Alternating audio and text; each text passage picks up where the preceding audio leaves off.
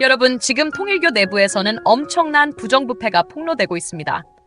그 중심에는 바로 윤영호가 있습니다. 그의 비리 의혹은 수백억 원에서 1천억 원에 달하며 그는 정원주와 함께 통일교 재정을 좌지우지하는 부패의 정점에 서 있습니다.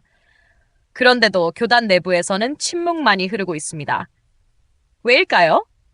오늘 우리는 이 거대한 부정부패를 고발하는 윤영호 명예훼손 고소 2차 수사 3차 공판의 핵심 내용을 공개합니다. 이 사건을 통해 우리는 통일교의 실체를 낱낱이 파헤치고 더러운 부패를 척결하기 위해 싸우고 있는 최종근님의 고군분투를 조명할 것입니다. 윤영호는 자신의 비리를 폭로한 최종근님을 명예훼손으로 고소했습니다. 하지만 어이없게도 자신은 경찰 조사조차 받지 않았습니다. 대신 조성태 광진교회장 부회장과 자신의 아내 이신혜 해시작가 대리 진술을 하였고 여기서 충격적인 사실이 드러났습니다. 조성태는 경찰 조사에서 자신이 윤영호의 공범임을 인정하는 진술을 했습니다. 그는 통일교 세계본부의 재정 흐름을 손바닥 보듯이 알고 있었으며 윤영호와 함께 부정을 저질러 왔음을 수사 기록을 통해 확인할 수 있었습니다. 또한 윤영호가 세계본부장에서 해임된 이유를 건강상의 문제로 꾸며냈으며 헌금이 어떻게 빼돌려졌는지를 교묘하게 은폐했습니다. 하지만 이 모든 것은 재판 과정에서 하나씩 밝혀지고 있습니다. 특히 2020년, 2023년 동안 세계본부에서 효정국제문화재단으로 70억 8천만 원이 증여된 사실이 드러났습니다. 이것이 배임과 횡령 혐의로 경찰에 고발되었으며 현재 경기 북부경찰청에서 수사 중입니다. 충격적인 사실은 윤영호의 측근인 조성태도 깊숙이 관련되어 있다는 것입니다. 그는 2021년부터 현재까지 효정국제문화재단의 등기이사로 재직하며 자금 흐름을 조종해왔습니다.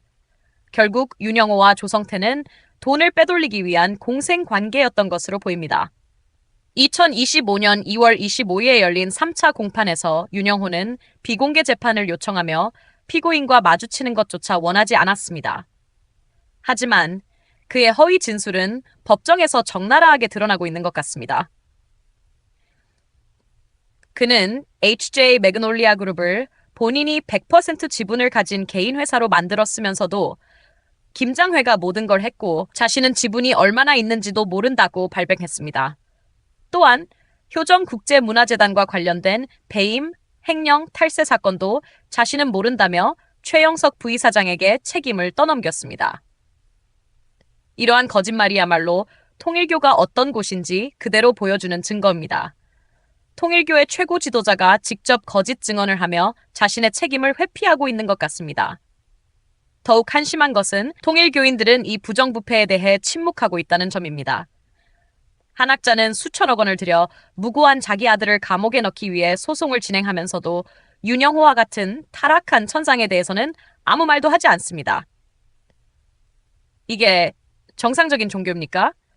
통일교신도 여러분, 언제까지 속고만 계시겠습니까? 여러분이 낸 헌금이 어디로 흘러가고 있는지 알고 계십니까? 지금 이 순간에도 여러분의 피 같은 돈이 부패한 지도자들의 주머니로 들어가고 있습니다. 더 이상 속지 마십시오.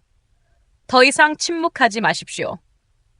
최종근님은 윤영호의 명예훼손 고소로 500만 원의 벌금을 약식 기소받았지만 이를 흔쾌히 받아들이고 정식 재판을 청구했습니다.